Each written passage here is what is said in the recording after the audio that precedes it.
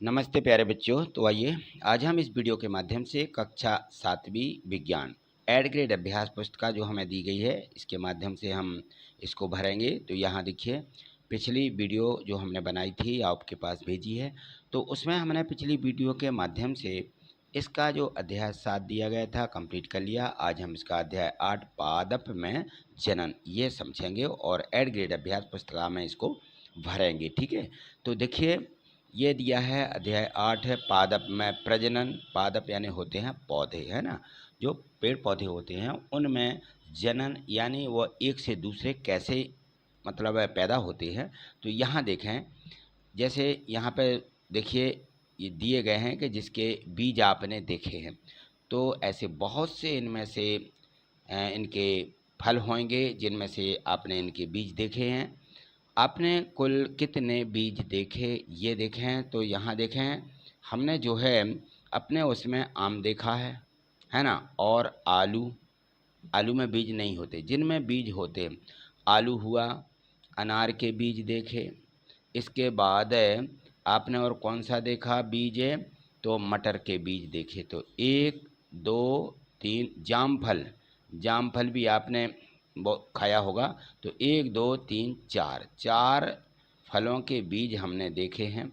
गन्ने में बीज नहीं होता, आलू का बीज नहीं होता, गुलाब इसका भी बीज नहीं होता, ये अपन ने नहीं देखा, है ना। तो यहाँ हैं आपने कुल कितने गोले लगाए, 4 गोले लगाए हैं, 4 बीज देखे हैं। उन शब्दों को लिखो जिस पर आपने गोला नहीं लगाया। गन्ना, आलू और गुलाब, इनमें जो है हमने गोला नहीं लगाया, तो यहाँ इनको लिख दीजिए।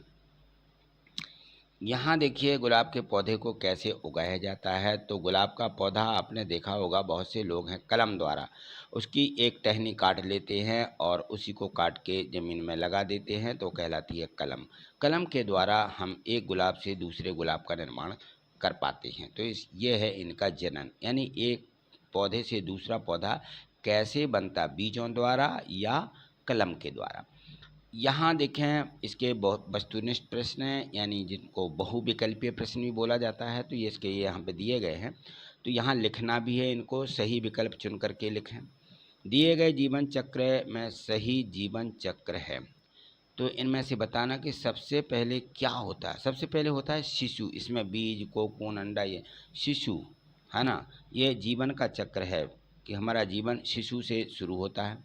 शिशु के बाद किशोर बनता है, किशोर के बाद बच्चा, बच्चा के बाद वयस्क। ठीक है, तो ये बी वाला ऑप्शन हमें यहाँ पे लिखना है। जीवों में जीवन की जो चक्र है उसके सही पदक्रम को चुन करके लिखें। तो पहले होता है जन्म, क्या होता है, जन्म। जन्म के बाद होती है वृद्धि, तो डी वाला ऑप्शन है, जन्म के बाद वृद्धि, फिर प्रजनन, फिर मृत्यु। ये इसका सही क्रम दिया गया है नंबर इसके डी वाले ऑप्शन में। 3 में है निम्न में से कौन सा भाग पुष्प का नहीं है। पुष्प का जो भाग नहीं है वो हमें इसमें बताना है। तो देखिए बाह्यदल, पंखुड़ी, पुंकेश्वर, मूलांकुर और स्त्री केसर में से कौन सा नहीं है। तो इसमें जो चौथा दिया गया है स्त्री केसर, ये पुष्प का भाग नहीं होता है। ठीक है ना, ये तो केवल इसको लिख देंगे केवल चौथा। ठीक, चलिए आगे देखिए। यहाँ देखिए इसमें है कि फूल का ऐसा कौन सा भाग है जो मनुष्य के समान जनन प्रणाली की भूमिका को निभाता है। तो इसमें होता है स्त्री केसर। क्या होता है, स्त्री केसर। यह भाग ऐसा होता है जैसे मनुष्य में जनन प्रणाली होती है, जन्म होता है, वैसे ही इसमें भी होता है। प्रश्न 5वां, इसमें आप ये 5 बना लीजिए। कल्पना कीजिए कि आप पराग कण को बढ़ावा देने के लिए एक उद्यान बनाना आप चाहते हैं, तो पौधे को लगाने में कौन सी रणनीति क्रॉस पराग की संभावना को अधिक करेगी। तो इसमें जो होते हम एक ही प्रजाति के फूलों को एक क्षेत्र में लगाना, तो इसमें जो है इनके परागकणों की अधिक संभावना होती है। तो बी वाला ऑप्शन यहाँ पे लिख देना है। आगे देखें, प्रश्न खाली स्थान दिए गए हैं। इन खाली स्थानों को हमें इसमें दिए गए शब्दों से भरना होते हैं। तो यहाँ देखें ये दिया गया मुकुल, खंडन, परागण, फूल, कायक, प्रवर्धन, इनको भरिए। परागकोश से फूल वर्तिकाग्र तक पराग के स्थानांतरण को परागण बोला जाता है या परागण कहा जाता है। स्पाइरोगाइरा खंडन द्वारा अलैंगिक रूप से प्रजनन करता है। पौधे में निषेचन के बाद अंडाशय यानी फूल में परिवर्तित हो जाता है। पहले पौधों में निषेचन के बाद अंडा बनता है, फिर वो फूल बन जाता है। ईस्ट कोशिकाओं से बाहर निकलने वाला छोटा बल्ब जैसे प्रवर्धन वो मुकुलन कहलाता है। क्या कहलाता है? मुकुलन। और यह है कायिक प्रवर्धन द्वारा उत्पन्न पौधों में पुष्प और फल कम अवधि में आ जाते हैं। किसके? कायिक प्रवर्धन के द्वारा। प्रश्न 2 देखें, यहाँ पे है कि पहेली जानना चाहती है कि क्या नए पादप सदैव बीज से ही उगते हैं? तो जो नए पौधे होते हैं सदैव बीजों से तो नहीं, लेकिन कुछ कलमों से उगाए जाते हैं। नए पादप सदैव बीजों अथवा बीजाणुओं के उपयोग के बिना ही उगाए जाते हैं जो नए पादप हैं, लेकिन यह एक प्रकार का अलैंगिक प्रजनन है जिसमें पादप के मूल तने पत्ती से नए पौधे का निर्माण होता है। प्रश्न 3, निषेचन के पश्चात फूलों में होने वाले कोई 2 परिवर्तन बताइए। तो निषेचन के पश्चात इसमें अंडा से फल में विकसित हो जाता है। पौधों के अन्य भाग मोर्चा पर गिर जाते हैं। ठीक। प्रश्न 4, कायिक प्रवर्धन के 2 लाभ। कम समय में पौधे उगाए जा सकते हैं। नए पादप जनक पादप की प्रतिलिपि होते हैं। जो नए पौधे होते हैं वो उनका जो पैदा होना वह ज्यों का त्यों, ठीक है ना, जैसा हमने बोया है या जैसा हमने लगाया है वैसे ही वो पैदा हो जाता है। चलिए, प्रश्न 5 बूझो जानना चाहता है कि परागण में उपस्थित नर युग्मक किस प्रकार का बीजांड में उपस्थित युग्मक तक पहुंचता है। तो जो परागण हैं उनमें उपस्थित नर युग्मक वायु या जल द्वारा बाहर को ले जाए जाते हैं और पुष्पों पर बैठने वाले कीटों के शरीर पर परागण चिपक जाते हैं, जिससे वह जो है एक दूसरी जगह पर चले जाते हैं। पानी और हवा कैसे पौधों को जनन की प्रक्रिया में सहायक होते हैं। तो देखिए, पानी और हवा जो होते हैं पौधों में परागण की क्रिया में जनन में सहायक होते हैं। इसके लिए पानी हवा जो होते हैं वो कीटों द्वारा परागण की क्रिया होने लगती है। प्रश्न 7 है, परागकणों का परागकोश में पुष्प के वर्तिकाग्र पर स्थानांतरण क्या कहलाता है? यह कितने प्रकार का होता है? प्रत्येक को उदाहरण से समझाइए। तो परागकणों का परागकोश में पुष्प के वर्तिकाग्र पर स्थानांतरण होना परागण कहलाता है और यह 2 प्रकार का होता है, एक स्वपरागण और दूसरा परपरागण। एक स्वपरागण, दूसरा परपरागण। ठीक। एक विशेष पौधे में निषेचन की प्रक्रिया का विवरण दें और उसके महत्वपूर्ण चरणों को समझाइए।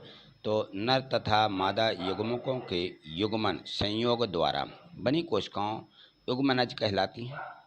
युग्मनज बनाने के लिए नर और मादा युग्मकों के युग्मन का प्रक्रम निषेचन कहलाता है। यह एक युग्मनज भ्रूण में विकसित होता है। ठीक है, तो यह है विशेष निषेचन की प्रक्रिया।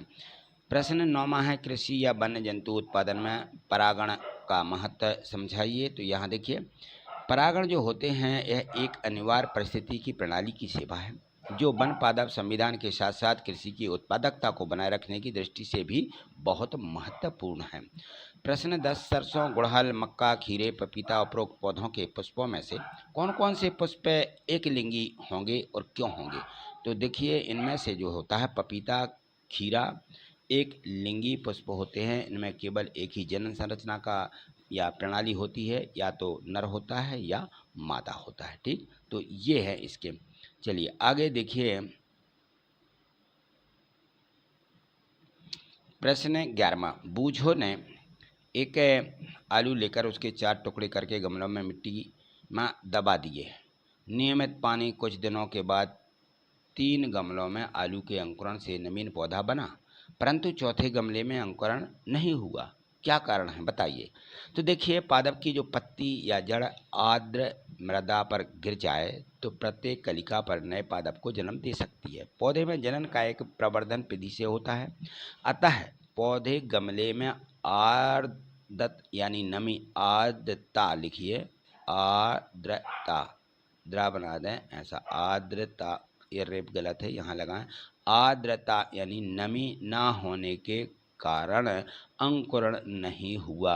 तो जो तीसरा वाला गमला था, चौथा गमला, चौथे गमले में अंकुरण नहीं हुआ क्योंकि उसमें पौधे में जो है क्या नहीं बनी, आर्द्रता नहीं बनी। आर्द्रता ना बनने के कारण उसमें अंकुरण नहीं हुआ। प्रश्न 12वां है कि ईस्ट में जनन को चित्र द्वारा स्पष्ट कीजिए। तो देखिए यह है ईस्ट की कोशिका। पहले ईस्ट की एक कोशिका बनती है, फिर उसके बाद उसका मुकुलन होता है यानी उसकी वृद्धि होती है, थोड़ी इस प्रकार से बढ़ेगा, फिर नया मुकुलन और आगे तक खिंच जाएगा। यहाँ से भाग कटना से जैसा लगता है जैसे कट रहा हो, और आगे देखिए इस प्रकार से ये जो है मुकुलनों की श्रृंखला बनती जाती। ये है मुकुलन की जनन की प्रक्रिया। और इसको यहाँ देखें तो हम यहाँ पे लिख देंगे कि ईस्ट एक कोशिकीय कवक है।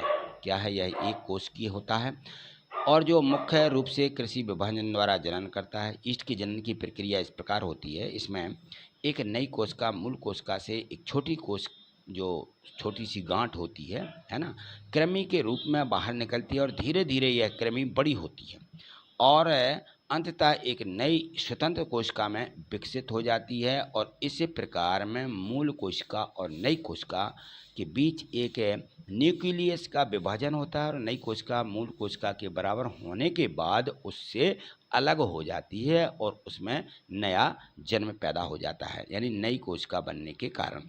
चलिए अगला प्रश्न है 13वां में दिया है कि पौधों में जनन की प्रक्रिया में फल के प्रत्येक भाग की भूमिका का वर्णन कीजिए।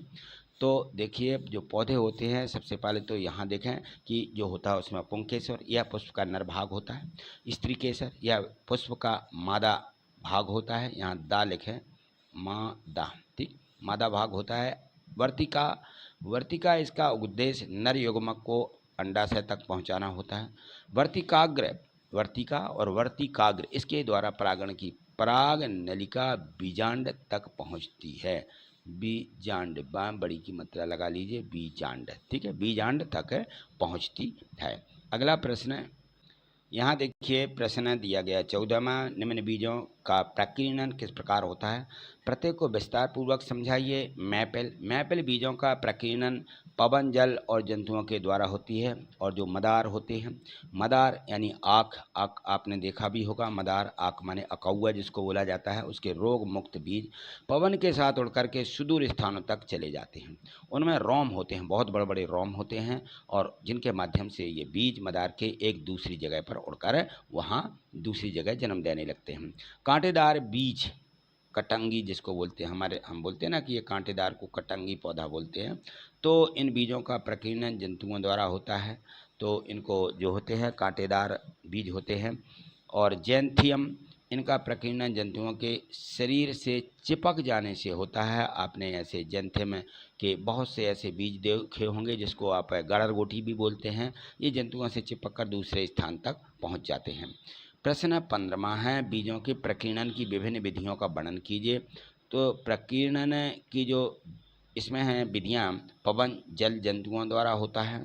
बीजों का प्रकीर्णन एक जगह से दूसरी जगह, सहजन तथा द्विफल जैसे पादप के पंख युक्त बीज, घासों के हल्के बीज अथवा आक के रोम युक्त बीज, जा बनाइए यहाँ बीज, और सूरजमुखी के रोम युक्त फल पवन के साथ उड़ करके सुदूर स्थानों तक चले जाते हैं। ऐसे बीजों अथवा फल के आवरण स्पंजी अथवा तंतुओं में होते हैं। छोटे छोटे तंतु रहते हैं जिनके माध्यम से एक दूसरे जगह पर पहुंच जाते हैं। प्रोजेक्ट कार्य दिया गया है कि किसी गुलाब के पौधे में से उसके तने को पर्व संधि से काट करके एक गमले में लगाइए तथा उस कलम में होने वाले परिवर्तनों को तालिका में लिखें और देखें कि उनमें क्या परिवर्तन हुए हैं। यहाँ देखिए, यहाँ हमने, यहाँ देखें, जब हम गमले से निकाल करके लगाते हैं देखेंगे 5 दिन बाद क्या हुआ, तो हम लिखेंगे पर्व संधि का निकलना शुरू हो गया है।